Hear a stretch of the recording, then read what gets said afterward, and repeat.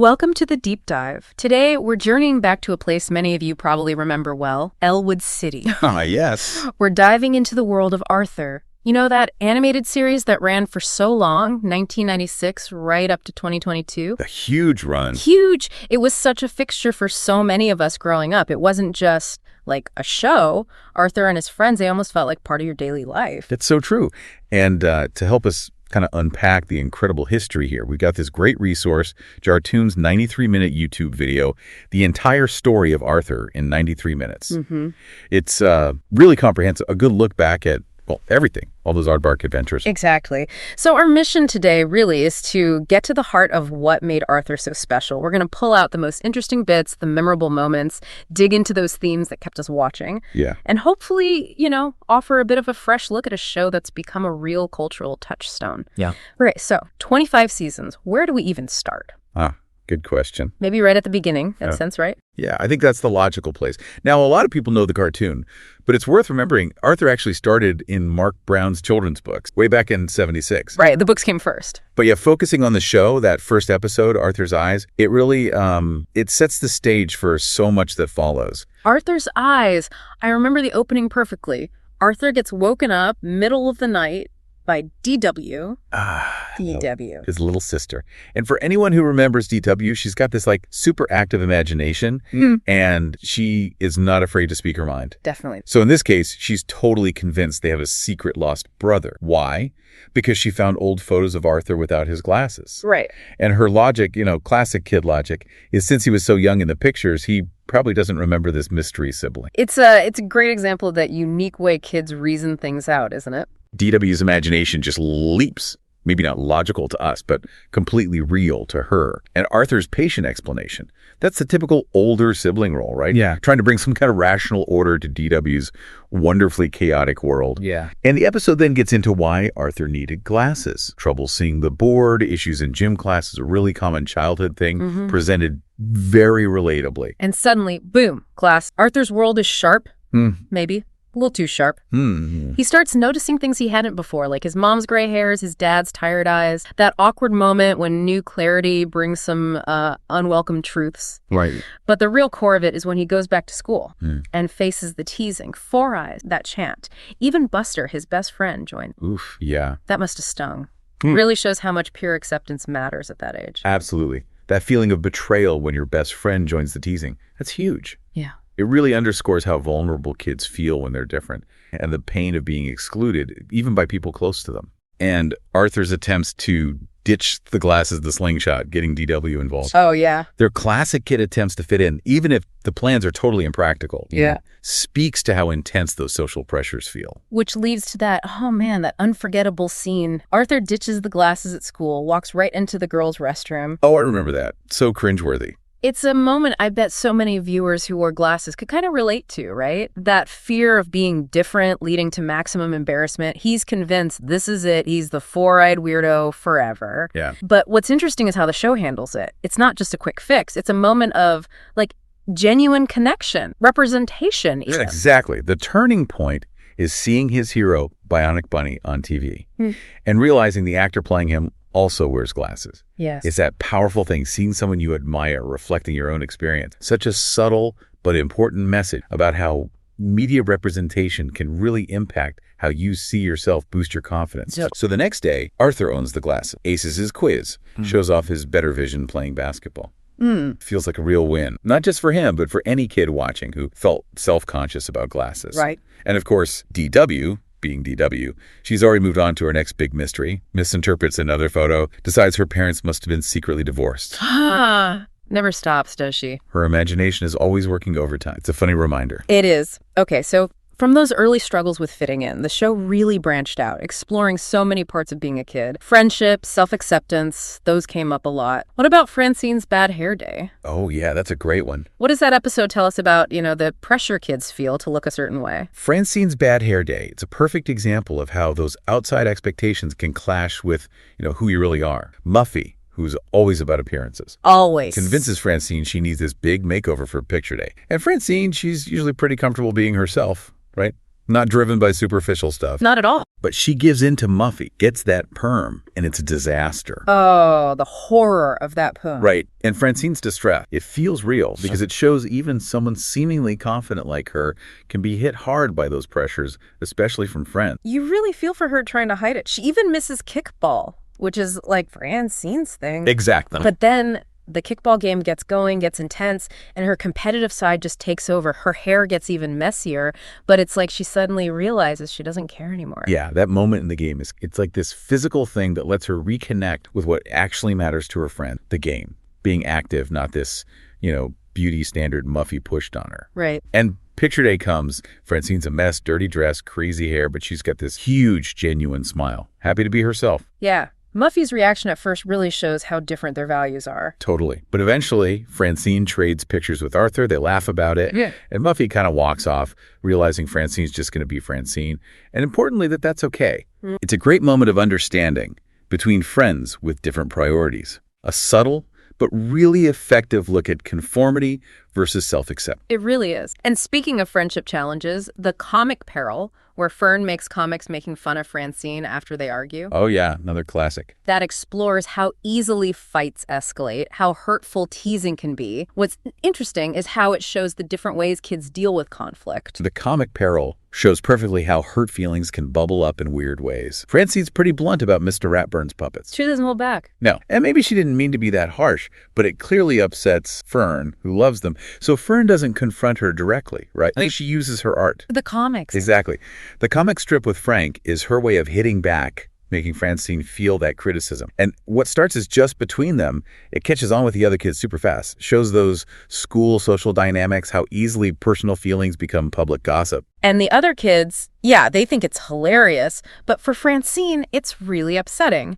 Great example of how teasing, even if it starts as revenge, can cross a line and just be mean. Definitely. And it doesn't stop with Fern's first comic, does it? The others pile on. Each Frank comic gets more over the top, more mean, shows how group dynamics can amplify things, sometimes with really negative results. Exactly. That escalation shows how easily things can spiral. What might have started as Fern's personal response becomes this collective teasing, highlights that pressure to go along with the group, how even nice kids can get caught up in something hurtful. Mm-hmm. And what's fascinating is Arthur's role. He's watching, and he starts to question it.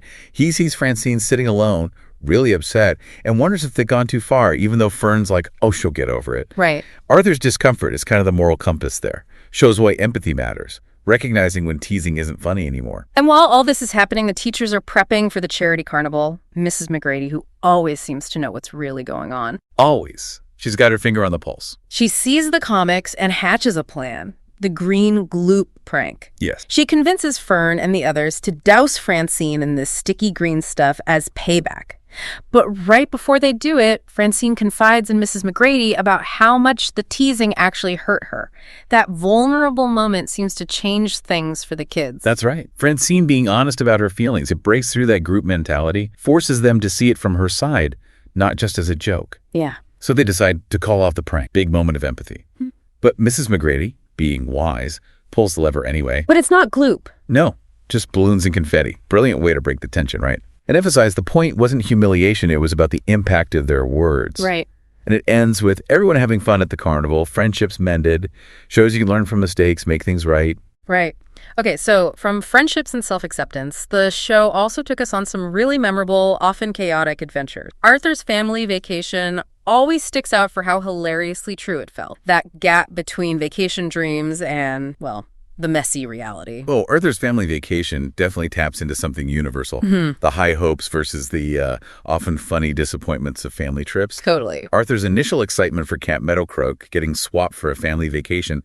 Classic kid reaction, right? Yeah. The familiar versus the unknown. His attempts to change his parents' mind. The logic, the pleading. Very true to life. And the lobster dinner bribe. Yes. Funny detail, how even a reluctant kid can be swayed by food. Sets up the less than appetizing reality later. Absolutely. And the road trip itself, pure gold, all those classic mishaps. DW meeting the bathroom constantly. I get the worst times. Kate's diaper smell, the gas chamber, as DW calls it. The sketchy diner food, the chef's surprise. Oh, God, yeah. And the whole saga of Sharky, the inflatable shark, always about to get lost, needing emergency rescues. It's like a checklist of family road trip disasters. It really is a comedy of errors. Yeah. Each problem just ramps up the feeling of vacation doom. And then they get to the Ocean View Hotel. Only the reservation's messed up. Right. Stuck in this cramped, dingy room, no view, tiny bathtub.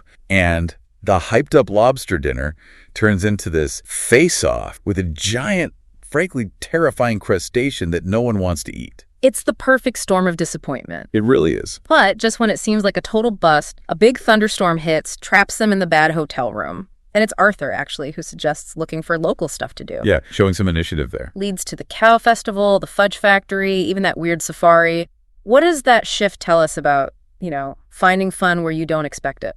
It's a great reminder that sometimes the best memories happen when plans fall apart. By embracing the detours, the family finds these unique, fun things they never would have done otherwise. Highlights being adaptable, finding the good in unexpected situations. By the time the rain stops, they finally hit the beach, and Arthur realizes his dad was right. Despite the chaos, maybe because of the chaos, it was a pretty great vacation. Yeah. And the contrast with Buster's summer story, the hurricane at camp, it just emphasizes that memorable doesn't always mean relaxing. Definitely not. And then there's the trip to Grandpa Dave's farm in Arthur Goes to the Farm. Different kind of adventure, more about family connection, helping out.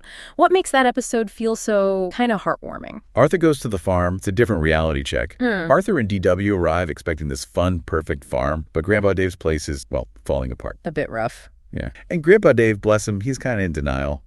Thinks fishing and swimming are enough while, chickens are literally invading DW's room. Yeah. Shows how different generations see things, right? Yeah. Kids see the practical problems. Grandpa Dave's focused on the traditional farm joy. Exactly. So the kids, being proactive, suggest fixing things up. But Grandpa Dave's resistant wants to stick to his fishing routine. There's that generational gap again. He sees leisure. They see leaky roofs. What motivates the kids to push past that and insist on helping? Seems like genuine care. And maybe a sense of responsibility. They see he might need help even if he's not asking. And honestly, their fun is getting interrupted by the farm falling apart. So fixing things is partly about wanting to enjoy the visit and partly about helping their grandpa. Yeah. It's that lovely thing where kids want to contribute, feel useful. Their persistence eventually wears Grandpa Dave down.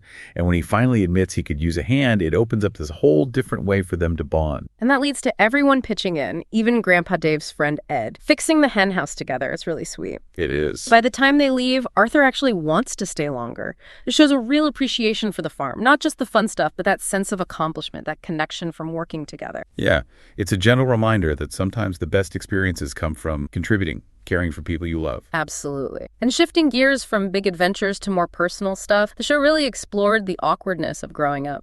Embarrassment. Arthur Meets Mr. Rogers is a prime example of how far Arthur goes to avoid that feeling. Why do you think liking something seen as childish becomes such a source of anxiety for older kids? Arthur Meets Mr. Rogers totally nails that universal preteen fear, right?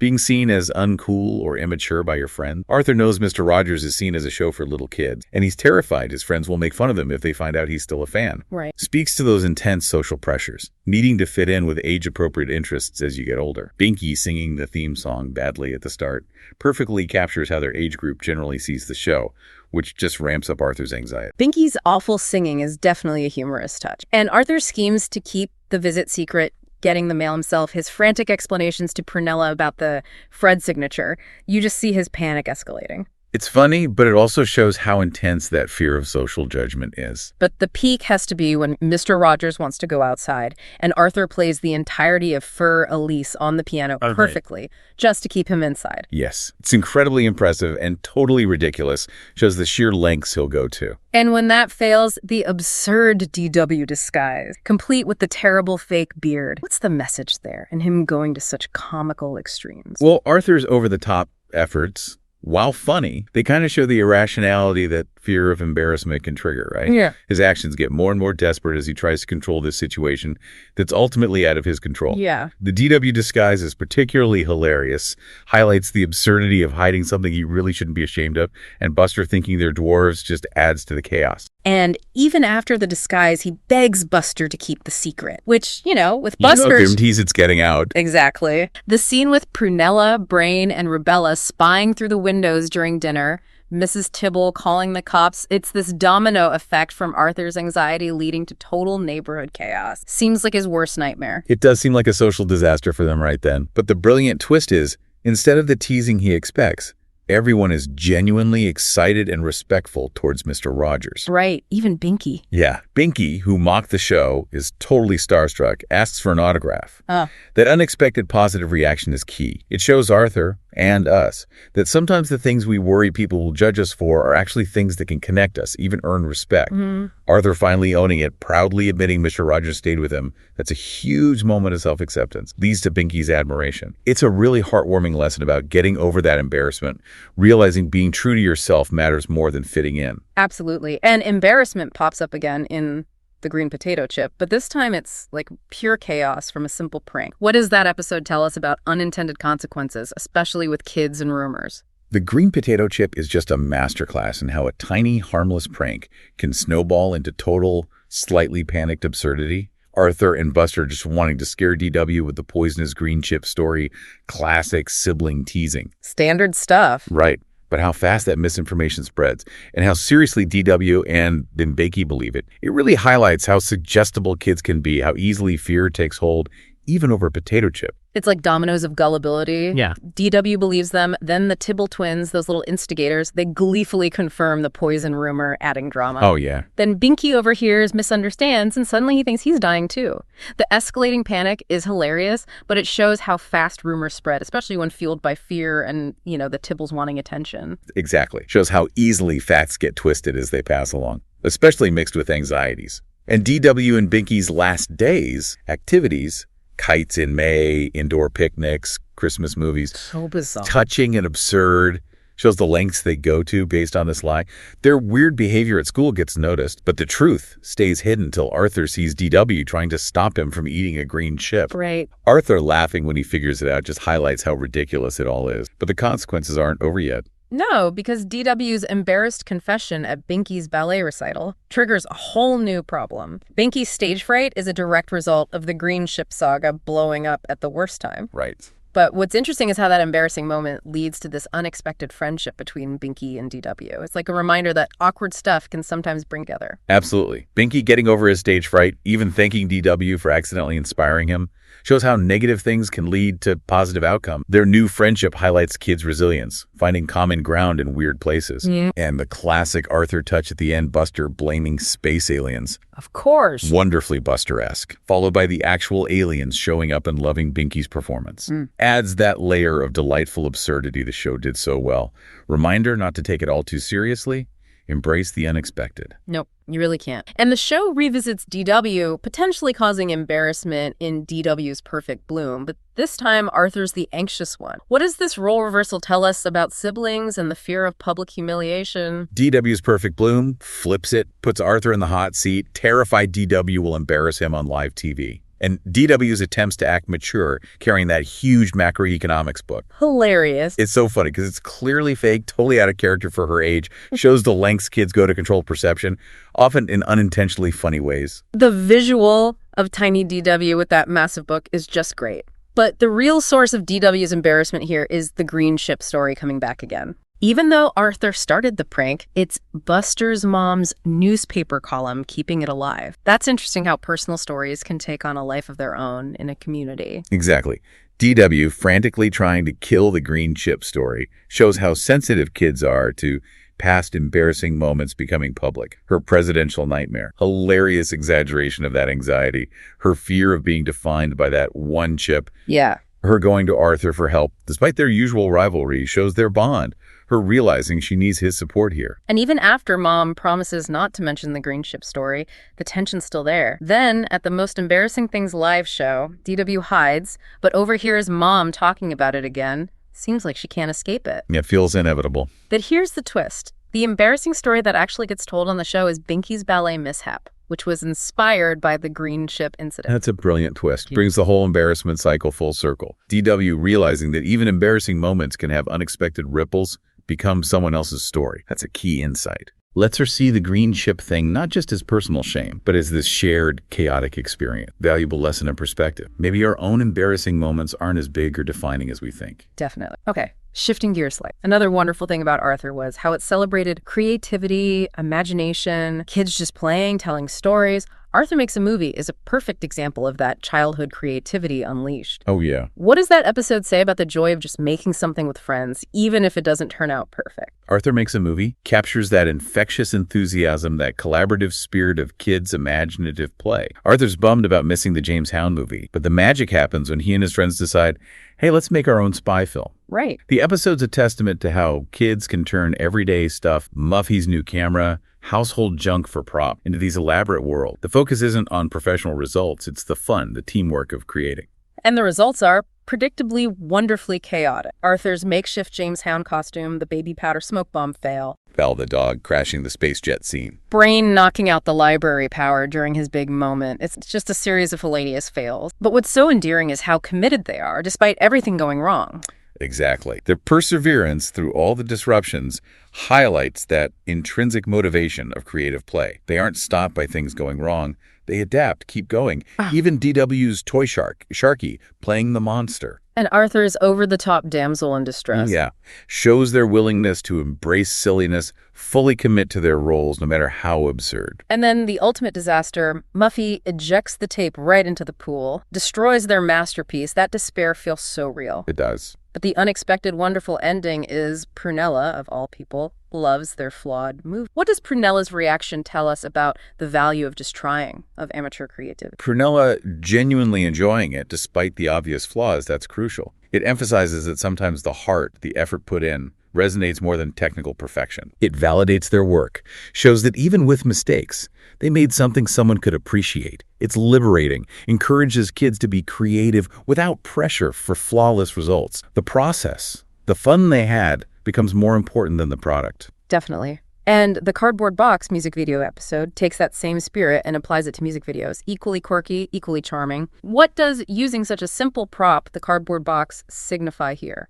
The cardboard box really highlights the endless potential of even the most basic things to spark imagination. Arthur and Buster turning a simple box into all these elaborate sets for their pretend music videos underscores that creativity isn't about resources. Yeah. It's about perspective, seeing possibilities. DW's initial skepticism, then getting drawn in, shows how even pragmatic types can get caught up in the magic of imagination. And what follows is this series of incredibly catchy, wonderfully weird songs, all brought to life with that box. Library Card, Jekyll and Hyde, Leftovers Goulash, Homework, Dewey Decimal System. Each one is so unique, reflects the kid's personality. Those songs are fantastic examples of kids channeling everyday stuff into creative expression. Library Card, Dewey Decimal System show their connection to learning. Homework, totally relatable kid struggle. Oh, yeah. Leftovers Goulash, injecting humor into family life. Even Brain's Jekyll and Hyde show surprising depth. The variety of styles, all using just a cardboard box, demonstrates the breadth of kids' imaginations, finding inspiration anywhere. Right. And DW is still asking, who is Dewey at the end? Yeah. Adds that touch of realism, humor. Even in imaginative play, there's still that kid curiosity, wanting to know things. Those songs are so memorable, they stick with you. And the fact they're all filmed so simply just adds to the charm, the ingenuity, really emphasizes you don't need fancy gear to have fun and be creative. Exactly. The episode's just a joyful reminder. Imagination is the most powerful tool. Even the simplest props can unlock whole worlds of make-believe. And the Buster's Secret Admirer episode, the one about the story contest, really highlights the joy, the personal satisfaction of imaginative storytelling itself. What's significant about the variety of stories the kids... Buster's Secret Admirer really underscores the diverse ways kids' imaginations work. Buster's hilarious, got a South Park-ish alien abduction story, immediately sets a tone of creative freedom. It's wild. Then the others, Muffy's reality TV parody, Brain's sci-fi lab accident, Francine and Binky's wrestling action story, Arthur's futuristic therapy session, they all showcase individual interests, favorite genres, unique humor. Highlights there's no single right way to be imaginative. Personal expression is... The readings at the Sugar Bowl are great. Each story fits the kid perfectly. And they all argue about which is best, which just shows creativity is subjective, right? Totally. In the end, none of them win. Someone else does. What's the importance of that outcome for the episode's message about creativity? The fact that none of the main gang wins is actually pretty significant. Yeah. It shifts the focus away from getting external validation like a prize towards the intrinsic reward of just creating. Ah, right. Their initial disappointment fades fast, replaced by realizing the real fun was dreaming up and writing the stories. It sparks this collective desire to keep creating, regardless of prizes. That's a powerful message for kids watching. Embrace creativity for the joy of it, not just to win or be the best. The act of imagining, bringing stories to life, that's its own reward. Okay, moving on to learning and perspective. Arthur often showed how understanding changes depending on whose eyes you're looking through. DW, the copycat, is clever, explores DW wanting to be taken seriously, and the surprising way she achieves it. What does her copycat behavior reveal about her intelligence, her knack for getting what she wants? DW, the copycat, is prime DW cleverness being underestimated. Her frustration at being left out by Arthur and Buster comes from them seeing her as just the annoying little sister. Yeah. So her decision to copy Brain's interest in documentaries, science stuff, it's not just mimicry, it's strategic. A move to get their attention proves she's smart too. She gets that knowledge is valued by her older brother and his friend. Her impressing the family with the water formula, even though Arthur dismisses it, shows she can absorb and use information. But it's when she sets up the backyard exploratorium with her unique theories about baldness and legless snakes that things get really interesting. Arthur and Brain try to debunk her, thinking it's just silly play. What's the significance of DW challenging them to prove her wrong? DW's challenge is smart tactic. Okay, her theories are flawed, but she's forcing Arthur and Brain to engage with her intellectually. She's not just accepting their dismissal, she's demanding evidence. Right. Shows surprising critical thinking, even if the premise is wrong. And it reveals her real goal. Not necessarily being right about snakes, but earning their respect, their attention by playing their intellectual game. And the big twist, of course. Her copycat act was all a clever plan to get Arthur to take her to the real exploratorium. She totally outsmarted them. What does this episode teach us about underestimating people, especially younger kids? The ending of DW the Copycat is fantastic. A lesson in not underestimating anyone based on age or how they seem. DW's elaborate plan, how well it worked, shows a level of cunning Arthur and Brain just didn't see coming. No way. Even Brain's grudging admiration highlights DW's unexpected intelligence, her resourcefulness. Valuable reminder, everyone has strengths. Judging people on the surface can lead to you being surprised, maybe even outsmarted. Definitely. And Blizzard offers a different kind of learning about community, resilience, facing something unexpected together. What makes this snowstorm episode meaningful beyond just, a fun snow day? Blizzard goes beyond the usual snow day excitement. It explores community, adaptation, finding connections. The initial disappointment school isn't canceled, and the power outage closing it anyway sets the stage for disruption. Francine having to do her pioneer report by hand, dealing with no electricity, creates an interesting parallel with the past she studied. And as the storm gets worse, power goes out everywhere. We see families, busters, the crosswires heading to the reeds for shelter and warmth. That gathering highlights social support in tough times. Even Ratburn and Haney, stuck at school trying to keep pipes from freezing, shows that sense of responsibility beyond just families. Exactly. The shared Blizzard experience forces them to rely on each other. Francine's moment huddled by the fire, realizing the parallels between their situation and the pioneer she studied. Powerful connection to history turns her homework into this personal understanding of resilience. And when the storm ends, the community digging out, helping each other, underscores that collective strength. Francine's final thought about needing each other reinforces the episode's message about community spirit, mutual support overcoming adversity, and DW storing a snowball in the freezer. Classic DW. Adds that bit of personal childlike wonder to the bigger story of community resilience. It does. And speaking of Mr. Ratburn's visit really challenges Arthur's and maybe our own ideas about authority figures, the unexpected sides of people we think we know. What makes Ratburn's behavior here so surprising, so effective? Mr. Ratburn's visit brilliantly flips Arthur's nightmare of this strict all-business teacher invading his home. Ratburn showing up, being surprisingly casual, bringing spooky poo videos, enjoying David's cake, showing Arthur a magic trick. So unexpected. It immediately breaks down Arthur's anxiety, reveals this more relatable human side to his teacher.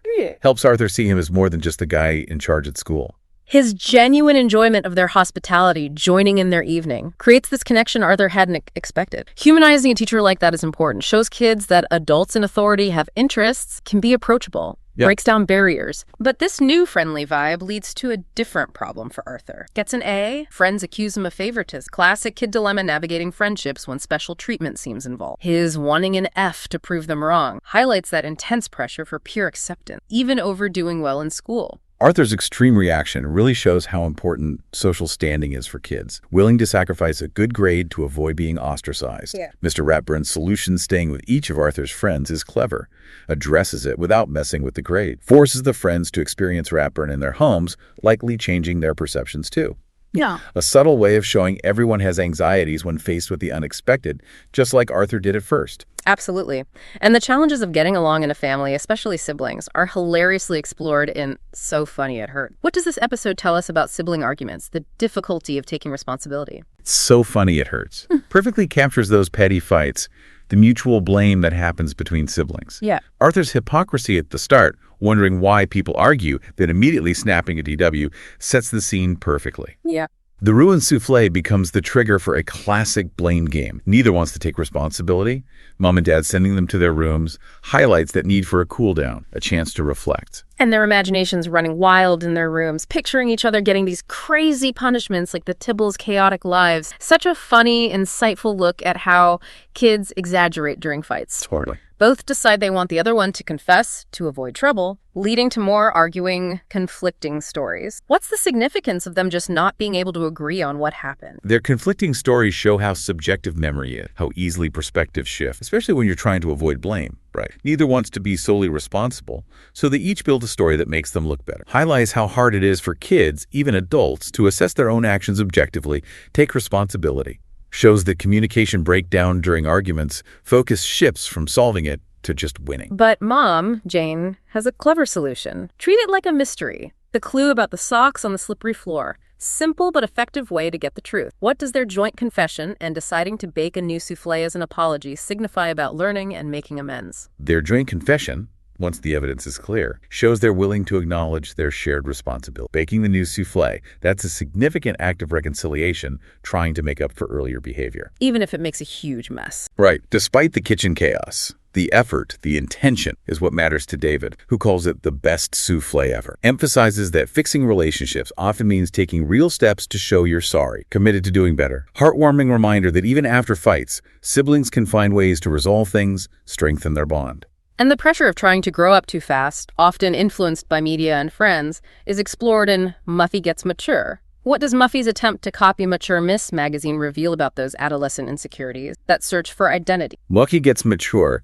beautifully shows those anxieties, insecurities that come with wanting to seem older, more sophisticated, especially in pre-adolescence. Muffy suddenly embracing Mature Miss, criticizing Francine's perfectly normal lunch and pajamas, highlights how outside media can warp a kid's view of what's cool or mature. Yeah. Reflects that common desire to fit in, seems grown up, even if it means rejecting things you liked or criticizing friends. Her seeking out Francine's older sister, Catherine, as a mature friend, trying to copy her shopping, trying to crash a high school party, really shows how far Muffy goes to project. But the high school party seems like the turning. What does that awkward, disappointing experience teach her about trying to be someone she's not? The high school party is a crucial reality check for Muff. She quickly realizes she's totally out of her depth, that trying to fit in with an older crowd is uncomfortable, anxiety-inducing.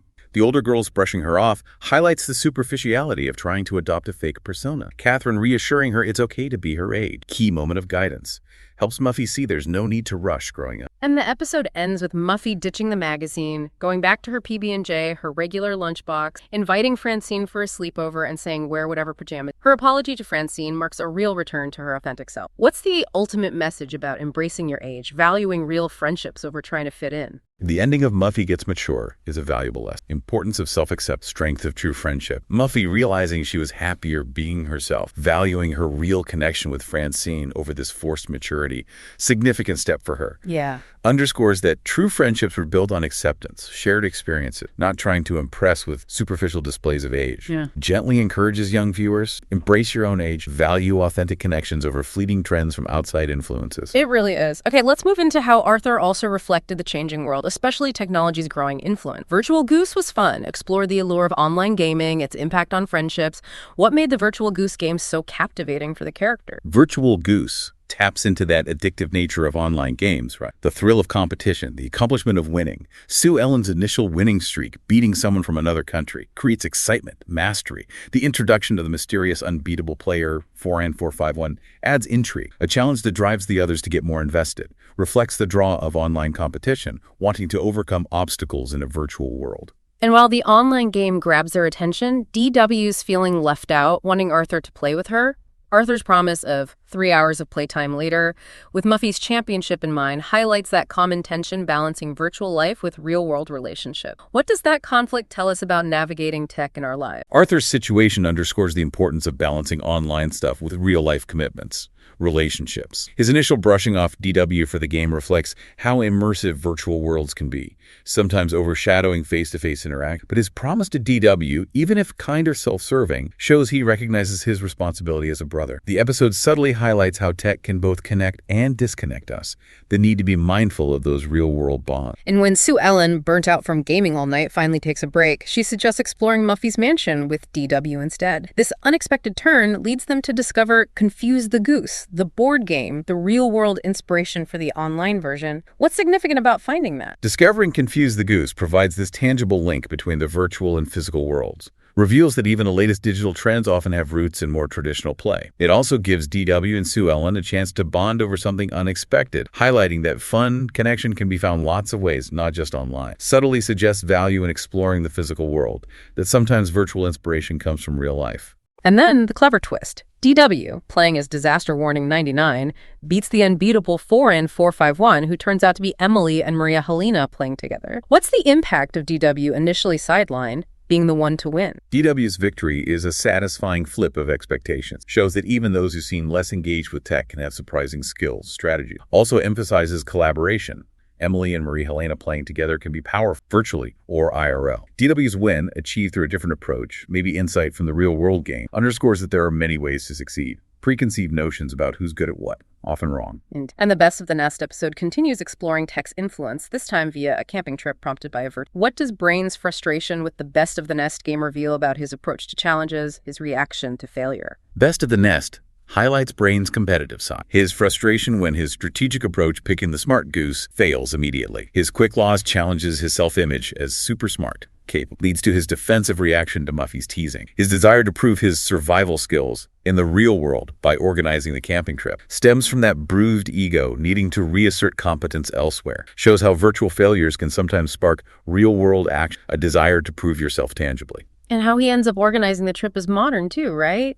Teaching Mr. Ratburn the internet, who then gets hooked and brings everyone along. Humorous commentary on how tech can unexpectedly bring people together, even if the start was virtual. Absolutely. Ironic twist. Brain's attempt to escape tech to prove a point ends up being facilitated by it. Mr. Ratburn's brief internet addiction adds humor, relatability shows the allure affects all ages, and the winning strategy in the virtual game being the hokey pokey. So random. A decidedly low-tech activity adds delightful absurdity, underscores that virtual real contrast. Which leads to the hilarious climax camping they hear growling, and everyone, including Ratburn, starts doing the hokey pokey in real life. Perfect example of virtual influencing real in a totally unexpected, funny way. What do these episodes together, Virtual Goose and Best of the Nest, tell us about the blurring lines between digital and physical lives, especially for kids? Together, they offer this lighthearted but insightful commentary on tech's growing integration into kids' lives, show how virtual games spark real activities, how digital strategies can even influence real reactions like the hokey pokey. They highlight finding balance between online and offline,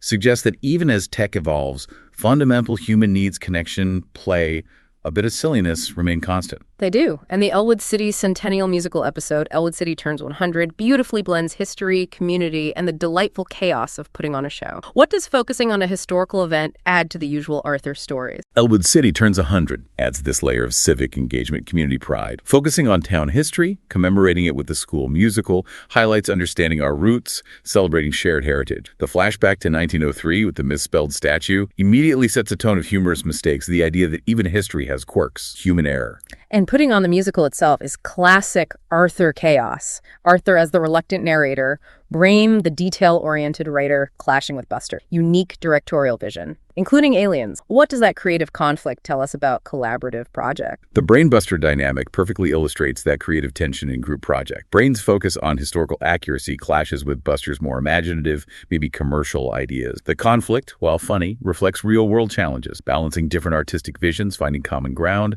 But despite disagreeing, they manage to kind of work together. The process, though tough, leads to a shared experience, collective achievement. And the actual performance is a delightful disaster. Crushed flying saucer, Buster's janitor supply, alien costume. But despite the mishaps, the audience seems to love it. What's the underlying message about effort? Community spirit over perfection. The chaotic yet successful show underscores that the heart, the spirit of a community project often outweighs technical polish. Despite mishaps, script deviations, the kids' enthusiasm, the audience's enjoyment make it a success.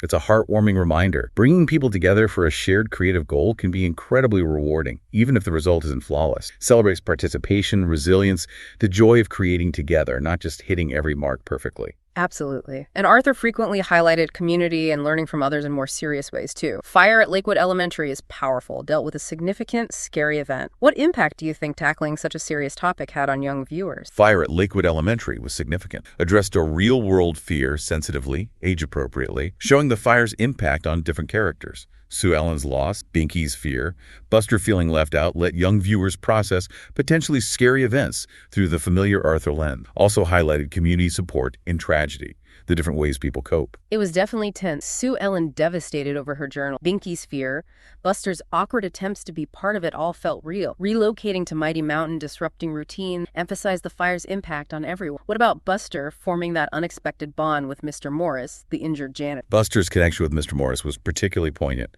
showed how empathy, understanding can grow through shared experiences, even unexpected ones like asthma and loving chocolate. Buster, initially feeling like an outsider, found a way to connect with someone directly affected, gaining deeper understanding of the fire's impact, the healing process. Their bond showed the power of intergenerational friendship, how comfort, wisdom can come from unexpected places. And Sue Ellen eventually accepting the new journal, proposing the mural project felt like important steps in healing for the community. What did those actions signify about resilience moving forward after tough? Sue Ellen's journey highlights grief and recovery. Initially reluctant to accept the new journal symbolized attachment to what was lost. Her eventual acceptance, initiating the mural, represented moving towards healing, finding a way to commemorate the event, their shared experience at Mighty Mountain. The mural itself became a symbol of community resilience, a way for students to collectively process, look forward. The episode ultimately conveyed hope, strength found in unity during hard times. Absolutely. And George and the Blues showed how unexpected connections, a shared love of music, can lift spirits, lead to new discoveries. What was the significance of introducing a real blues legend like Coco Taylor into George? Introducing Coco Taylor was brilliant. Exposed young viewers to the blues genre via a familiar character. George feeling down made him open to a new way to express himself. Coco's presence, her genuine encouragement of George's music, validated his feelings, opened up this new path for him. Also highlights mentorship, how a chance encounter with someone inspiring can profoundly impact a young person.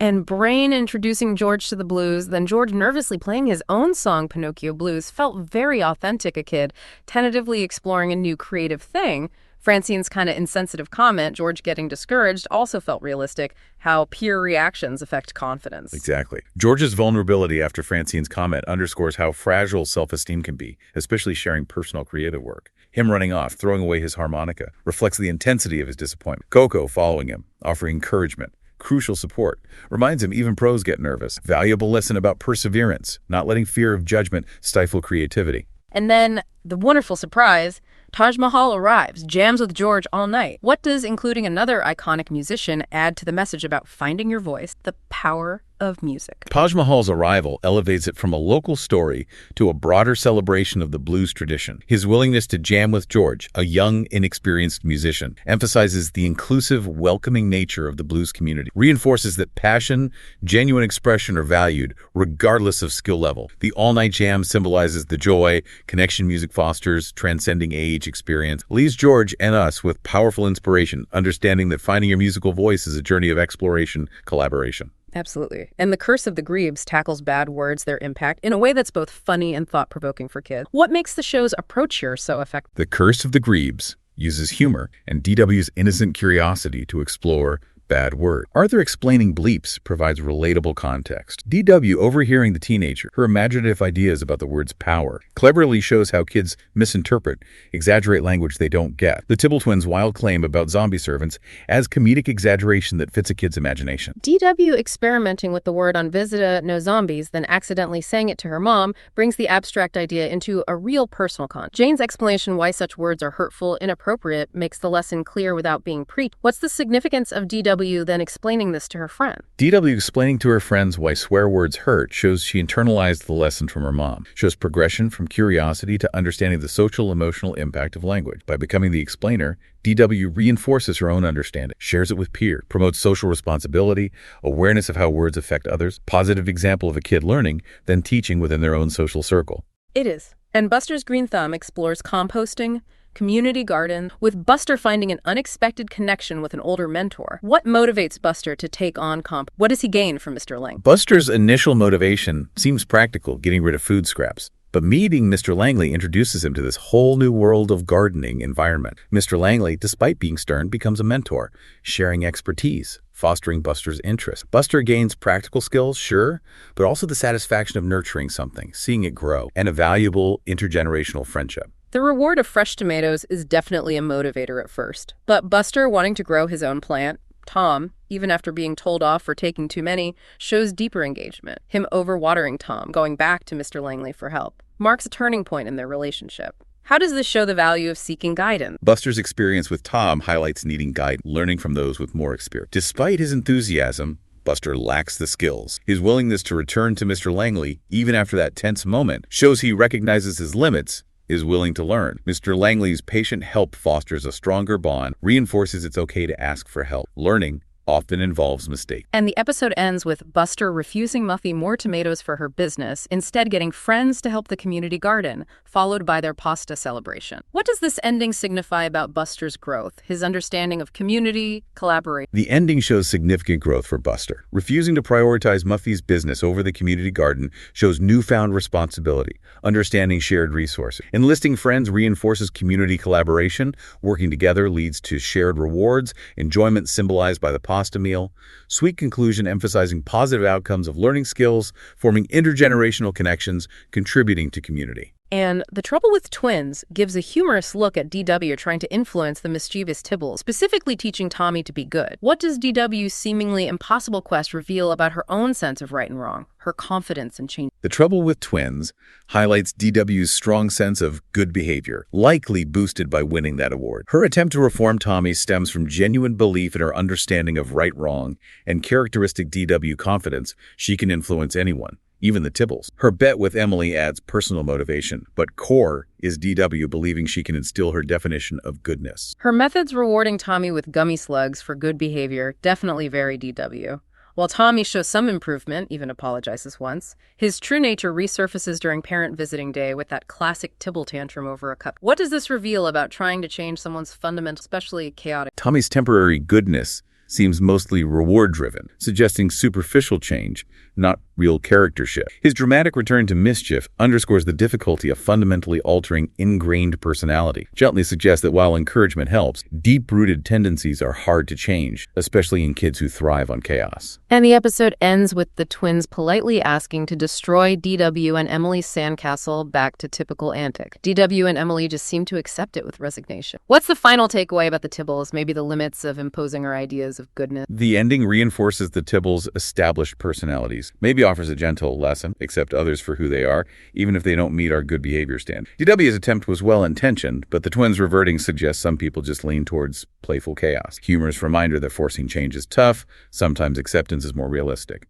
And Perspectives directly tackles how our individual viewpoints shape understanding of the same event. The Reed parents' anniversary trip going wrong provides a perfect backdrop. What different perspectives are at play here? Perspectives layers multiple viewpoints onto one series of unfortunate events. Arthur and Buster focus on the Bionic Bunny's special youthful priorities. Reed parents anticipating romance. DW perspectives shaped by childish understanding, fascination with the tin soldier, later revealed as iron. Arthur, struggling with his essay on perspective, adds another layer trying to grasp intellectually what he's about to experience. Even the initial car trouble sets up events altering everyone's plans, introducing another unexpected perspective. And then Van breaks down, lost, closed diner, Arthur and DW trapped in the storeroom, each mishap experienced differently by each family member, highlighting individual concern. What's the significance of DW's Bionic Bunny twins story in this context? DW's Bionic Bunny twins theory, initially dismissed by Arthur as ridiculous, represents her imaginative way of processing, entertaining herself during stress. Highlights how kids create narratives to cope with uncertain boredom. Also serves as a seemingly random detail that connects back to the perspective theme, surprising. And the Kid Carter radio play play inspiring Arthur to find a way out is a great example of how different storytelling influences actions,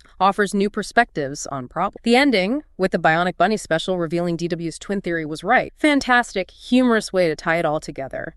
Ultimate takeaway about considering different viewpoints. Potential for unexpected truth. The conclusion beautifully illustrates the power of considering different viewpoints. Arthur's realization in his essay perspective means understanding you're part of something bigger, like family key insight. The unexpected reveal that DW's nonsensical theory was actually true underscores that even unconventional perspectives can hold validity. Encourages viewers to be open to different ways of seeing the world. Recognize truth can be multifaceted.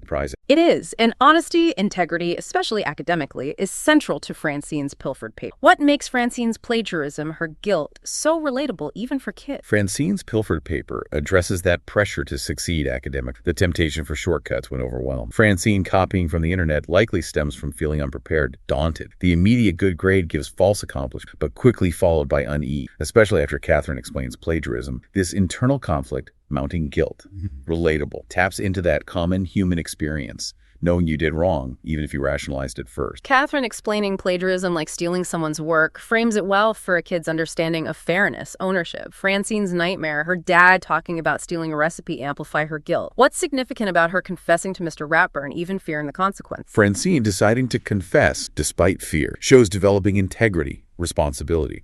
Shows she understands the good grade is outweighed by the ethic. Confessing takes courage, acknowledges the mistake, paves way for genuine learning, redemption, highlights importance of owning up, even when hard. And Mr. Ratburn explaining how plagiarism harms both original author and the plagiarist drives home the point about academic honesty. Francine submitting an original report, feeling proud of her honestly earned grade, provides satisfying lasting message about integrity over ease. Lasting message is fundamental importance of integrity, especially in learning. Francine's experience shows true accomplishment comes from honest effort. Shortcuts undermine personal growth, ethical values. The pride in her earned grade reinforces that the process of learning, creating original work, is more valuable than just getting a good mark dishonestly. Crucial lesson about foundations of academic, personal integrity. Absolutely. And sometimes friendships evolve as interests change. The Buster Report explores this through Arthur and Buster's different TV tastes. What does Arthur's initial reaction to Buster loving top supermarket clerk reveal about his expectations for their friendship? The Buster Report highlights how shared interests often form a strong basis for kid friendship, how shifts can create distance, even feel like betrayal. Arthur's shock, dismay at Buster's enthusiasm for top supermarket clerk, his fading interest in Bionic Bunny, reveals Arthur expected their shared love for Bionic Bunny was fundamental to their bond. His daydream of Buster brainwashed by food, humorous exaggeration of his fear his best friend is drawn into a world he doesn't get. His attempts to reignite Buster's Bionic Bunny passion, even taking him to the movie, met with total disinterest. Then, Brain reveals reality shows are scripted, even that doesn't sway Buster. Arthur's growing frustration underscores how much he values shared interests as their friendship's corners. What's the significance of Arthur trying to watch Top Supermarket Clerk, even finding it boring? Arthur trying to watch it, despite hating it, shows willingness to step outside his comfort zone,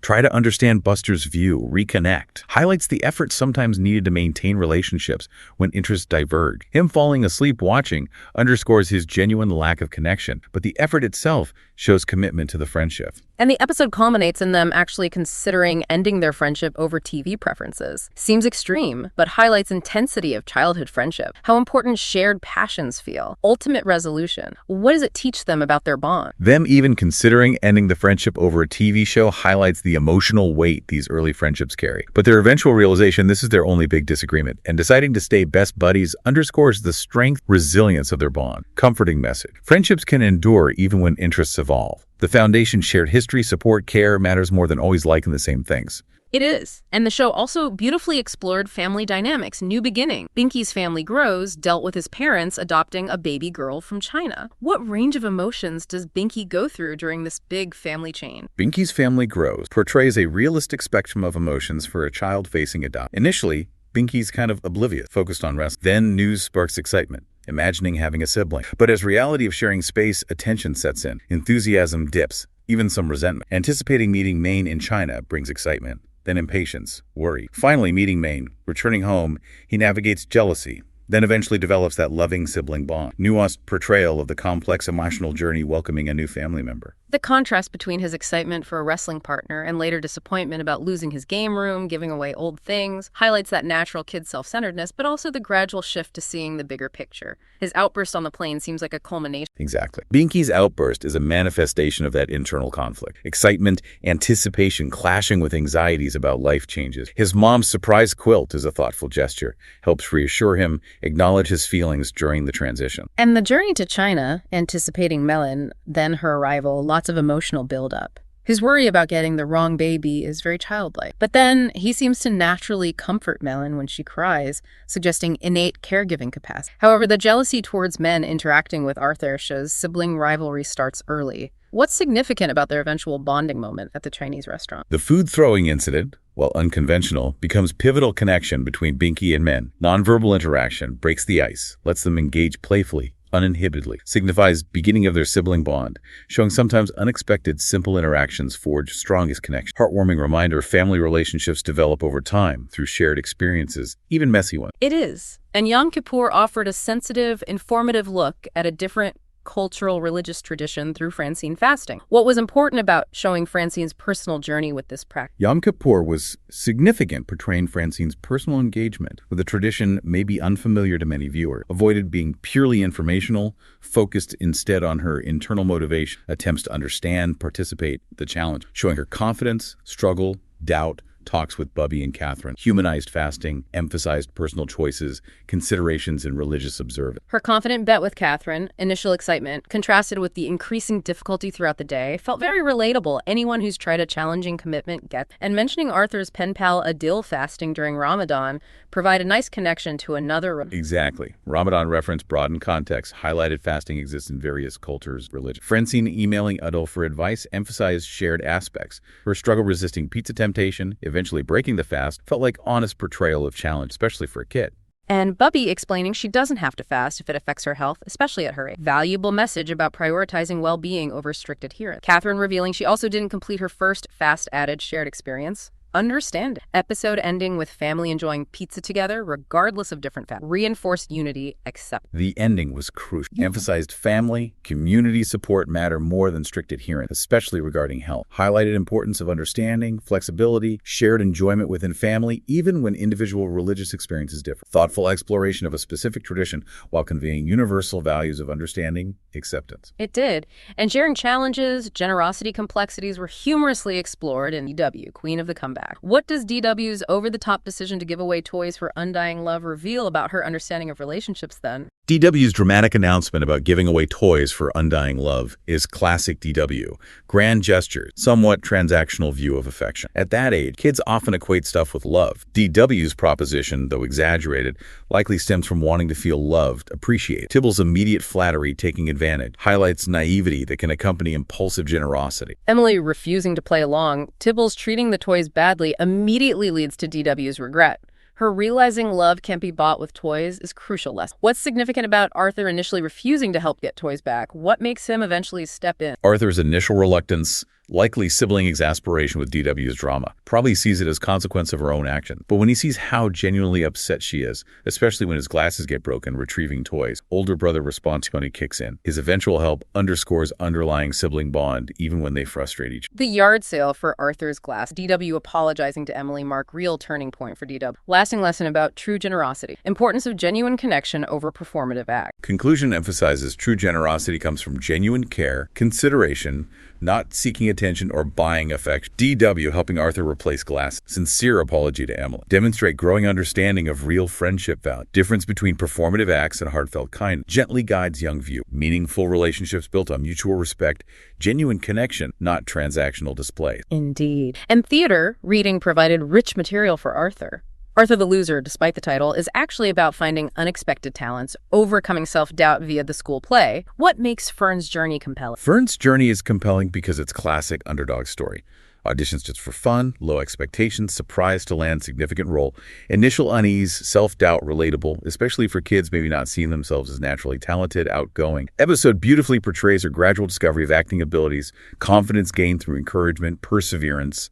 Muffy's shock at Fern getting the part. Fern's own feelings of inadequacy highlight different ways kids see themselves, ability. Mr. Toffman's encouragement, insisting Fern's one line is most crucial. Key moments building confidence. But Fern still struggles, gets bored rehearsing, then overacts after reading acting book. What's this tell us about learning, finding balance in a new skill? Fern's experience illustrates learning a new skill, even one you might be naturally good at, often involves trial and error. Finding right approach. Boredom in rehearsals reflects lack of engagement. Overacting after books shows how too much info, trying too hard can be counterproductive. Mr. Toffman's advice, just enough act, crucial guide, emphasizes subtlety, authenticity over exaggeration. And opening night, Fern does mess up her line, but brilliantly ad-libs makes it even better. Audience, Toffman impressed. Fern ultimately proves perfect choice. Ultimate message about overcoming self-doubt, discovering hidden talents unexpected. Arthur the loser delivers powerful message. Overcome self-doubt.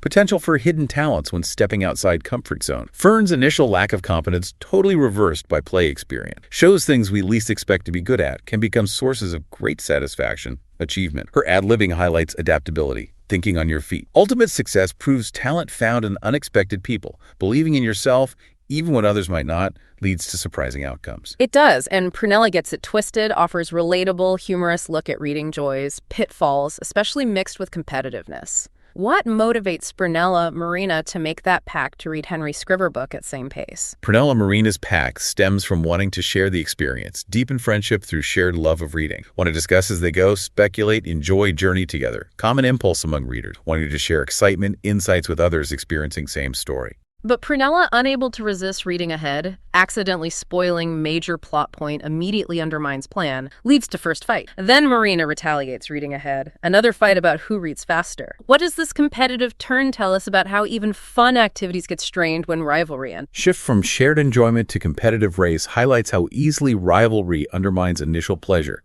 even damages friendship. Focus shifts from savoring story, connecting, to just being first to finish. Shows how desire to win overshadows intrinsic value of the experience. And ultimately, both girls rush through book, reading at bad times, focusing only on reaching end.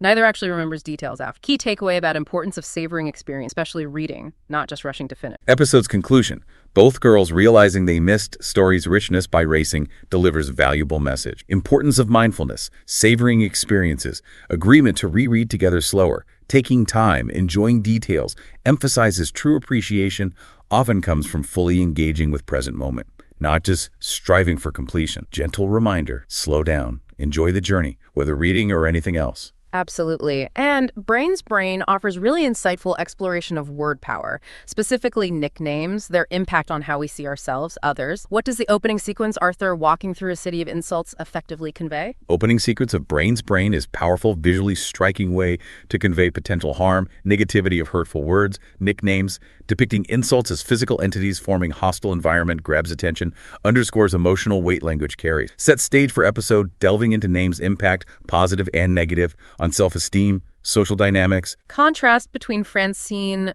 Buster happily accepting nicknames, soccer queen, bust a gut, and Arthur repeatedly trying, being ignored, then getting sarcastic, average Arthur, really highlights social dynamic. What does Arthur's experience reveal about desire for recognition, belonging among peers? Arthur's desire for nickname, disappointment at being ignored, then given unwanted negative one underscores importance of peer recognition, need to feel seen, accepted in group. Nicknames often social currency, signifying belonging, highlighting perceived trait. Arthur longing for one suggests desire to be acknowledged, valued by friend. Dismissive, then negative nickname leaves him feeling inadequate, excluded. An episode escalates with everyone trading increasingly mean nicknames, culminating in Brain's nightmare where everyone's literal version of their insult. The purpose of this fantastical sequence illustrating Brain's nightmare serves as vivid, surreal representation of potential consequences of unchecked negativity in language. Literalizing insults forces Brain, viewers to confront absurdity, underlying harm of demeaning nickname. Acts as wake-up call, highlighting how such words shape perceptions, create toxic social environment.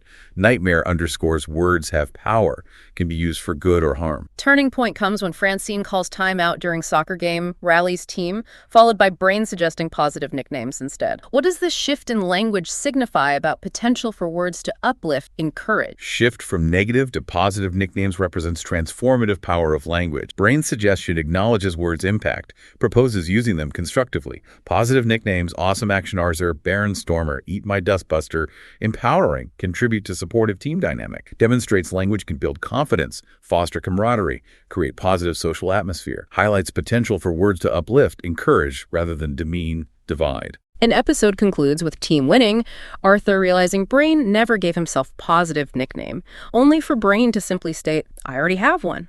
Brain. Subtle but powerful ending. Significance of Brain's understated remark. Brain's remark, "I already have one," Brain, is subtle but profound self-acceptance. Suggests his identity isn't dependent on external validation via nicknames, recognizes, values own intelligence, doesn't need special moniker from friends to define himself. Mature, confident statement reinforcing overall message, while others' words impact, own self-perception, self-acceptance ultimately most important, quiet but powerful affirmation of self-worth. Absolutely. And the Tardy Tumbler offers humorous look at playground dynamic, how unexpected problem solving sometimes leads to best outcomes, initial conflict driving the plot. The Tardy Tumbler kicks off with classic playground power dynamics. Tough customers intent on disrupting fun with water balloons. Sets up conflict between bullies, rest of students, highlights ongoing challenges navigating social interactions, dealing with disruptive behavior in shared space. Various attempts to thwart tough customers, Muffy's phone warning, Binky's pizza box trap, George's umbrella inventive but unsuccessful, Molly's ultimatum to Binky for better strategy raises stake. Interesting, their eventual solution isn't direct confrontation, but changing environment entirely. Exactly. Idea to renovate old playground represents creative, collaborative approach. Instead of directly countering tough customers' antics, focus on creating more engaging, appealing space for everyone. Mr. Haney agreeing, however, leads to unintended consequence. Pay-to-play system, which backfires, playground shuts down. Highlights how even well-intentioned solutions can have unforeseen negative impacts if not carefully considered. Playground closure leads Binky, George reminiscing about fun they had, sparks playful chase, all kids join. Spontaneous shared play seems to remind them what they missed. Significance of tough customers then returning to Jungle Gym, reintroducing water balloons, but more playful. Tough customers returning, reintroducing water balloons more inclusively, playfully signifies shift in behavior. Witnessing joy of unstructured play, maybe feeling left out, they adapt approach. Suggests move towards less antagonistic interaction. Implies sometimes addressing conflict indirectly by fostering positive shared experiences is more effective than direct confrontation. Return of water balloons, now part of fun not bullying, brings playground back to life. Suggests a more harmonious way for kids to interact. Reminder that sometimes simplest, most enjoyable solutions arise organically from shared. Muffy's houseplant offers more lighthearted mystery around disappearance of Muffy's butler, Bailey. What assumptions do Muffy friends initially make about his absence? Muffy friends initially jump to conclusions based on their understanding of social dynamics. Muffy's dramatic personality. Assume Bailey either found better job, common employment understanding, or, in Buster's case, abducted by aliens, his penchant for Outlander. Assumptions highlight limited perspectives, how they explain unknown through existing frameworks. Muffy's investigation with Buster leads down amusing paths, including Bailey joining jazz band theory. Search at venue dead end, but discovery of Coco in room upon return, signals, all not as it seemed. What does eventual reveal of Bailey's prearranged vacation teach Muffy about assumption, importance of communication? Reveal Bailey was simply on prearranged vacation is humorous but important lesson for Muffy. Dangers of jumping to conclusions without facts. Her dramatic investigation, Buster's wild theories based on lack of info, tendency towards speculation. Bailey's return, simple explanation, underscores value of clear communication. Need to avoid assumptions, especially dealing with others' lives. Decisions. An episode concludes with Bailey playing jazz for relieved Muffy. Final scenes signify about their relationship, comfort of familiar connections. Final scene reinforces their close bond, comfort she finds in his presence, familiar routines. Highlights value of stable, supportive relationships in child's life. Bailey's return brings normalcy back to Muffy's world. Shared enjoyment of his music symbolizes quiet but significant ways people contribute to our well-being. Sense of security. It does. And the Great Trophy Mystery delves into different meanings we attach to accomplishments, recognition, specifically through trophy. Muffy's initial beliefs about trophy value, importance. Muffy initially views trophies as tangible symbols of achievement. Validation, believes they hold significant value. Everyone should aspire to win them. Questioning Fern's indifference highlights her own strong belief in their importance as markers of success, recognition from others. Mr. Ratburn awarding George a Thinky trophy for improvement. Muffy, Buster, George creating Gilded Sock Award. For Fern, highlight different approaches to recognition. George appreciates his award. Fern, unimpressed by makeshift one. What does contrast reveal about individual motivations? What truly signifies achievement for different people? Contrast underscores the idea that What signifies achievement, recognition is deeply personal, varies individually. George values thinking because it acknowledges effort, progress. Fern values genuine accomplishment, finds little meaning in forced arbitrary award, highlights external validation like trophies isn't universally valued. Internal satisfaction, sense of earned achievement can be more meaningful for some. Muffy's continued attempts to get Fern to appreciate Trophy, culminating in sarcastic meanest friend ever trophy, which surprisingly inspires Fern to finish story, lead to moment of understanding. What do they ultimately learn about different ways people find meaning, personal significance of objects? Through interactions, Muffy, Fern understand meaning. Value attached to objects like trophies are subjective. Muffy realizes while trophies significant for her, reminders of accomplishment, might not resonate same for Fern, finds satisfaction in creative pursuits. Fern gains better understanding why trophies important to Muffy. Both learn to respect each other's perspectives, recognize true value often lies in personal meaning, memories associated, not inherent worth. Indeed. Now, as we move into later seasons, worth noting, animation style changed around teen. Look evolved, but core themes, characters remain. Molly the Bully is powerful later episode, addressing complex issue of bullying.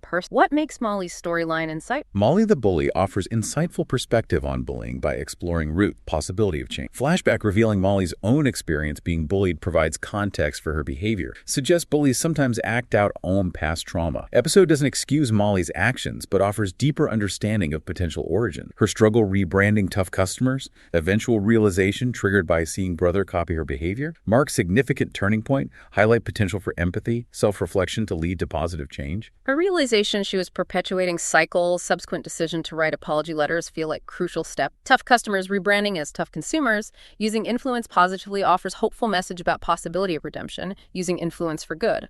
Absolutely.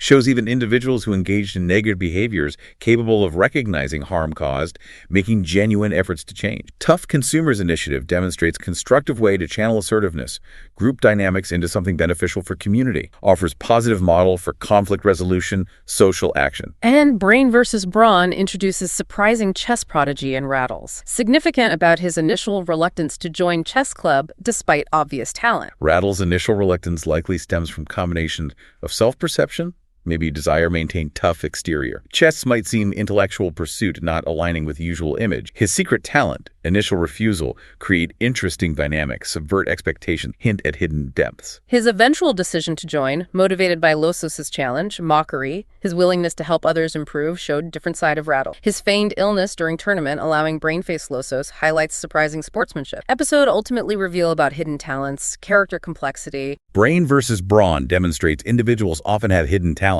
Judging people based on superficial appearances leads to underestimating ability. Rattle's chess prowess defies outward image. Actions during tournament reveal surprising strategic thinking. Selflessness. Episode encourages viewers look beyond stereotype, recognize multifaceted nature of character, where individuals possess unexpected skills, values. And Arthur vs. Buster humorously explores challenges studying with best friend, clash of learning styles, makes their attempt study together so hilariously unproductive. Attempt unproductive because of vastly different approaches, environment. Arthur's need for clean, organized space clashes with Buster's inherent messiness, easy distractibility, different study habits, constant interruptions, highlight difficulties collaborating when individual needs, preferences aren't aligned. Relatable portrayal of group work challenges, especially with close friends. Escalating frustration, eventual fight over map leading to them getting trapped _ breaking point. Significance of bonding over board game after rescue, eventual decision study separately. Bonding over board game after stressful trapped experience signifies underlying friendship strength, even amidst steady frustration. Reminds them of shared enjoyment forming bonds foundation. Eventual decision study separately with walkie-talkies represents mature compromise, acknowledging individual needs while maintaining connection. Practical solution respecting differences, prioritizing both friendship, academic goals. And 2 Tickets to Paradise highlights difficulties making choices when friendship involved, potential for misunderstandings, central conflict, Arthur fate. Arthur's central conflict revolves around difficulty choosing which friend take to Static Airwaves concert after winning only 2 tickets. Desire please everyone, avoid hurting feelings leads to indecision, ultimately sets off chain of misunderstandings, hurt feelings among friends. Inability choose leads to losing tickets. Friends mistakenly believing he hid them creates significant rift. Situation reveal about importance, clear communication, potential for assumptions, damage friendship. Situation underscores critical role, clear, honest communication in maintaining healthy friendship. Arthur's avoidance of decision, lack transparency, transparency inadvertently lead friends making incorrect assumptions about action. Highlights how easily misunderstandings arise when people don't openly share thoughts, feelings, how assumptions lead to hurt feelings, even temporary damage relationship. Resolution involves friends apologizing for accusations, deciding pick straws determines second ticket. George winning but ending up with limited view, while Arthur enjoys music despite not winning, offers somewhat bittersweet but ultimately positive outcome. Final message about value friendship over individual gain. Ending emphasizes enduring value friendship over individual desires, perceived losses. Despite initial disappointment, less than ideal concert for George, friends ultimately reconcile, recognizing bond more important than ticket. Good view. Arthur's enjoyment music despite not winning underscores shared experiences. Presence friends enhance enjoyment, even in less than perfect circumstances. Reinforces theme nurturing friendships, maintaining group harmony more valuable than personal gain. And the long, hot summer, end of school year episode filled with nostalgia, anticipation for future, key anxieties, excitements, characters experience as school year closes. Long, hot summer captures mixed emotions accompanying end school year. Nostalgia for familiar routines, friendships highlighted by Buster finding old sandwich, flashbacks. Excitement, uncertainty moving to next grade Arthur, Buster's concerns about fourth grade meeting Mr. McClamp. DW finishing preschool, worries about kindergarten represent another transition stage. Anxieties with new beginnings. Muffy, Francine's differing camp plans.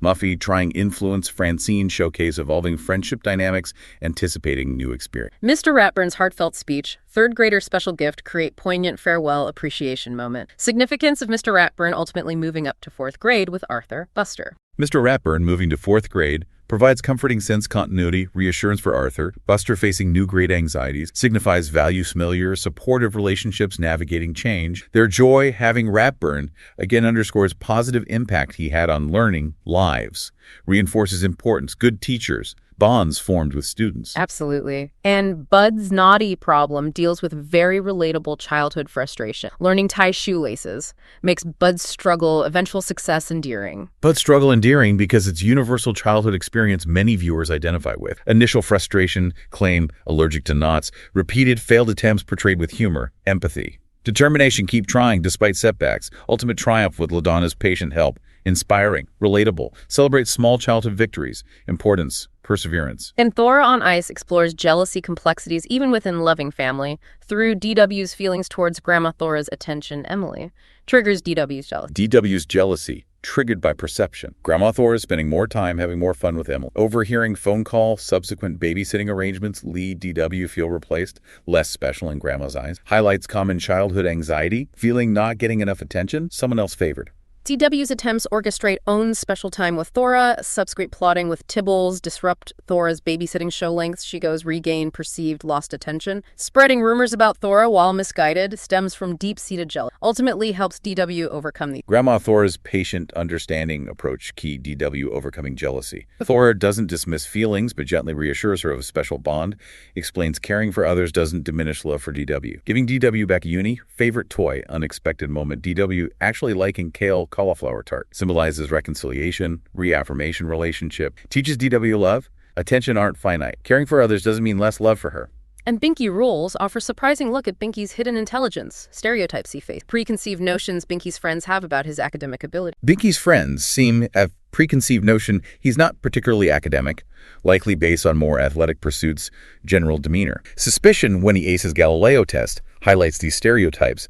Difficulty accepting Binky might possess hidden intellectual talent. Binky's attempts change perception by dressing like nerd. Deliberately failing test are drastic. Actions reveal about pressure conforms social expectations. Binky's extreme measures reveal intense pressure conforms social expectation. Frustration being pigeonholed. Feels need drastically alter appearance, even sabotage own success, align with friends' preconceived notions who he is. Underscores limitations, stereotypes impose, lengths people might go either break free or, in Binky's initial misguided attempts, fit different mold. Ultimately, Arthur's simple advice, just study. Binky's decision do so honestly leaves him achieving good grade, friends finally accepting his intelligence. Key message about challenging stereotypes, importance, self-belief. Episode's resolution emphasizes importance, challenging stereotypes, power, self-belief. Binky's success comes not from changing outward appearance, but embracing own capabilities, putting in honest effort. Friends' eventual acceptance shows overcoming preconceived notions possible when confronted with evidence of one's true ability. Encourages viewers look beyond surface appearances,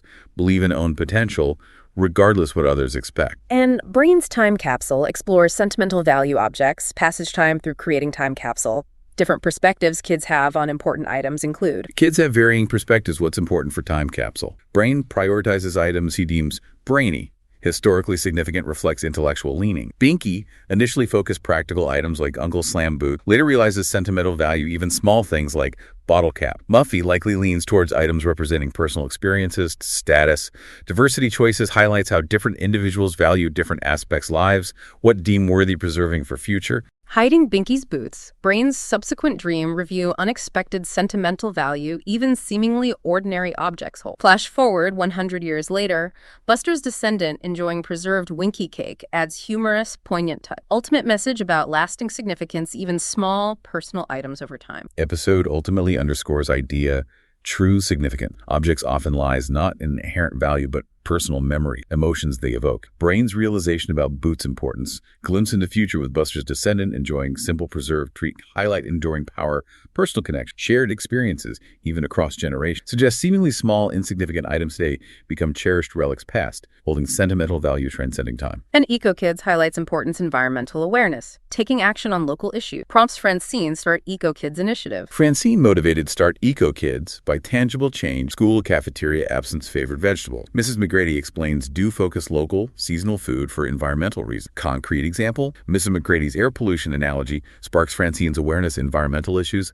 inspires her take action within own community. Don't Make Us Cough campaign. Subsequent suggestion encourage biking school demonstrate group's commitment practical changes. However, Muffy's concern about father's car business introduces conflict between environmental concerns, economic and conflict highlight about complexities addressing environmental. Muffy's concern brings real-world complexity to environmental theme, highlights potential conflicts between ecological goals, economic reality. Shows addressing environmental issues often involves navigating competing interests, considering broader societal, economic impacts, proposed changes. Muffy's internal struggle, conversation with father, demonstrate need find solutions balancing environmental responsibility with economic sustainability. Ultimately, Mr. Crosswire's decision have Crosswire Motors produce electric car, donate electric school buses, offers positive resolution addressing both concerns. Significance of this outcome. Outcome significant because offers hopeful example how innovation, willingness, adapt, lead solutions benefiting both environment, economy. Crosswire Motors' decision demonstrates corporate social responsibility, shows businesses play positive role addressing environmental challenge. Kids riding new electric bus symbolizes progress, potential more sustainable future, highlights impact collective action, shift perspective can have. And Paw Patrol offers humorous yet informative look at importance, asking right questions when gathering information. Flaws in Binky's initial attempts conduct polls. Biggy's initial polling attempts flawed, do lack understanding basic principle. Questions often leading, biased, designed, get answers he wants, not objective data. Ice cream flavor poll manipulation, clear example. Doesn't consider sample size, importance, freezing questions, neutrally avoid influencing responses. Brain's explanation how polls work. Introduction pie charts highlight more scientific, analytical approach data gathering. Contrast between Binky. Brain's methods illustrate difference between casual opinion, more formal research. Contrast illustrates difference between casual, often biased opinion gathering, and more formal, systematic research method. Binky's approach, driven by personal interest, desire particular outcome. Brain's methods emphasize objectivity, careful question design. Data representation provide more accurate reflection opinions surveyed. Underscores importance methodology obtaining reliable information. Episode culminates Mrs. McGrady suggesting final poll stop Binky. Brain ultimately realizing importance, meaningful questions, proper study. Lasting lesson about value critical thinking, information literacy. Lasting lesson Paw Patrol is importance, critical thinking, information literacy, even seemingly simple situations like conducting poll.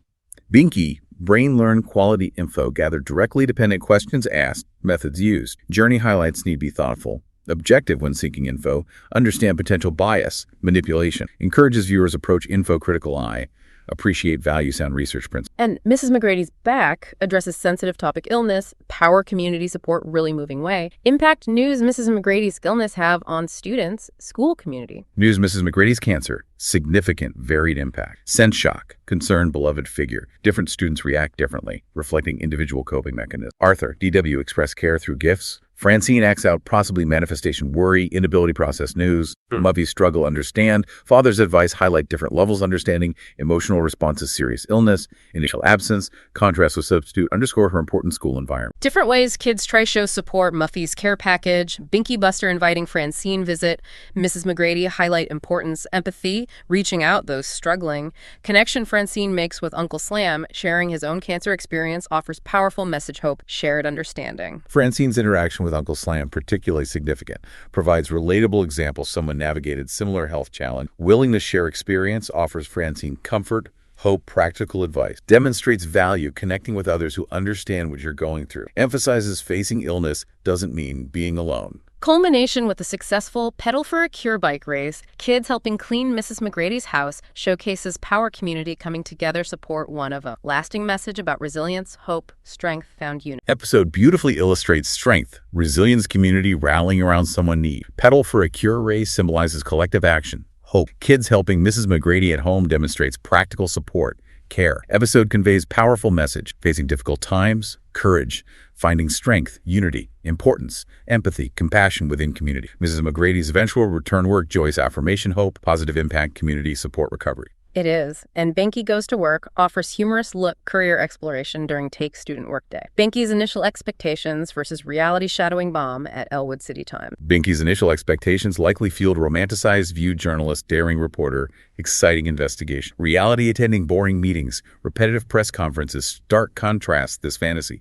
Highlights often mundane aspects many professions not typically portrayed media. Harry Mills's advice, Binky make things interesting. Binky's help rewriting headlines showcase potential creativity, finding own way, engage work, even if not initially envisioned. Significance, Francine admitting working newspaper, perfect for him. Francine's comment significant because represents external validation. Binky's unexpected aptitude, this type work. Despite initial disinterest, found way contribute meaningfully, even enjoy experience. Francine's acknowledgement suggests Binky might discovered hidden talent, career path hadn't previously considered, highlights value exploring different opportunities, being open unexpected interests. And the substitute Snowball involves missing Snowball. Classic case DW's overactive imagination. Sparks mystery, missing Snowball. Mystery sparked simple disappearance. DW's freezer, Snowball cherished item from previous snow day. Seemingly small event triggers DW's imagination. Buster's typically outlandish theories. Set stage whimsical, slightly absurd investigation. Buster's immediate blaming aliens, subsequent involvement, Bud's imaginary friends, Rapti, Nadine lead series, fantastical explanations. Imaginative exploration tell us how children process unknown, unexplained. Imaginative exploration highlights how children often use fantasy, make-believe, explain things don't understand, find confusing. Buster's alien theory, involvement imaginary friends, represent child's natural inclination, create narratives, explore possibilities beyond logic realm, way make sense world around them, inject excitement, wonder into everyday occurrence. Eventual reveal, Nadine, Bud's imaginary friend, swaps Snowball out. Jealousy provides more grounded explanation, albeit still within imaginary play context. Significance, DW's Snowball ultimately being returned. Return Snowball, while explanation involves imaginary friends' actions, ultimately restores order, resolves mystery, brings closure. DW's concern, reinforces idea even within imaginative scenarios, can be sense resolution, fairness, shared dream between DW, Bud and blurs lines, real imaginary worlds, suggests powerful, lasting impact, shared experience, even involve fantastical elements. And Buster the Blabbermouth deals with importance, trust, consequences not being able to keep secret, triggers Buster's frustration Arthur beginning episode. Buster's frustration stems, feeling excluded, surprise party crosswire. Feels hurt Arthur didn't confide, highlighting expectation, trust, info sharing within close friendships. Arthur's reminder, Buster's history blabbing secrets sets up central conflict. Arthur even makes up secret test Buster, which Buster immediately reveals. Reinforce about Buster's character, struggle keeping confidence. Reinforces Buster's established character trait, blabbermouth. Someone struggles keep secrets, often unintentionally. Highlights recurring challenges friendships, underscores why Arthur might hesitate to share party details. Buster's attempt proved change, setting up secret booth, leads George sharing sensitive secret, Buster realizing went too far. Incident teach Buster about impact actions others, true meaning friendship. Incident serves crucial learning experience Buster. Realizes potential loose lips cause genuine emotional harm to trade friends' trust. George sharing something personal. Buster almost making public forces him confront consequences action. Recognize importance respecting others' privacy. Vulnerability within friendship. Helps understand true friendship built trust discretion. An episode concludes Buster apologizing Arthur, them agreeing best friends don't need to share everything. Final takeaway about boundaries, respecting each other's privacy within close friendship. Resolution emphasizes importance, setting healthy boundaries, respecting individual privacy within even closest friendship. Arthur, Buster's agreement acknowledges trust doesn't require sharing every single detail. Respecting each other's need, confidentiality, crucial aspects, strong, lasting bond. Mature understanding friendship, recognizing need both closeness, personal space. And finally, we reach the last episode, All Grown Up. Offers heartwarming glimpse into future beloved characters. Significance, Arthur. Buster finding fortune-telling game library. Fortune-telling game serves narrative device, offer glimpse potential futures characters, provides sense closure, allows viewers imagine where beloved friends might end up. Library setting significant, reinforces shows long-standing connection learning, stories. Predictions for Muffy, Francine, Buster all seem aligned, establish personalities, interests, impact game losing power before revealing Arthur's future, leading him take drawing book instead. Unresolved prediction. Arthur's future creates sense, open-endedness, allows more organic, perhaps more fitting reveal later. Him taking drawing book by mistake, hints creative path, aligns character but leaves specifics discovered. Flash forward 20 years later, Sugar Bowl. All friends achieve success predicted in areas incredibly satisfying longtime viewers. Arthur revealing graphic novel, inspired wrong library book, beginning read friends, starting How Got Glasses brings entire series full circle, beautiful, poignant way. Ultimate message, final episode about journey life, enduring power friendship. Final episode offers heartwarming, nostalgic look, enduring power friendship, unexpected paths life take. Successful futures characters provide sense fulfillment viewers grown up with them. Arthur's graphic novel, inspired chance event, telling own origin story emphasizes importance, embracing own narrative, lasting impact childhood experience. Friends gathered Sugar Bowl, just as younger years, underscores enduring nature bond, idea while life brings changes. Connections forged friends last lifetime. Beautiful, fitting conclusion celebrating journey life, enduring strength friendship. It truly is. Wow. What an incredible journey through Elwood City. From navigating first glasses to facing the complexities of, well, adulthood. From everyday kid adventures to learning life's biggest lessons. Arthur gave us so many memorable characters, relatable experience. Absolutely. The show's enduring appeal, it really lies in its honest, heartfelt portrayal of childhood. Its exploration of those universal themes, its ability to resonate with viewers of all ages for so many years. So as we wrap up this deep dive into the world of Arthur, let's ask you listening. What are your most treasured memories from the show? What characters, moments, or maybe lessons had the biggest impact on you? Yeah, what under? The lasting legacy of Arthur is really a testament to its ability to, touch our hearts, make us laugh, and offer valuable insights into that whole journey of growing up. A truly remarkable and timeless show, definitely. Thanks for diving deep with us. Until our next exploration.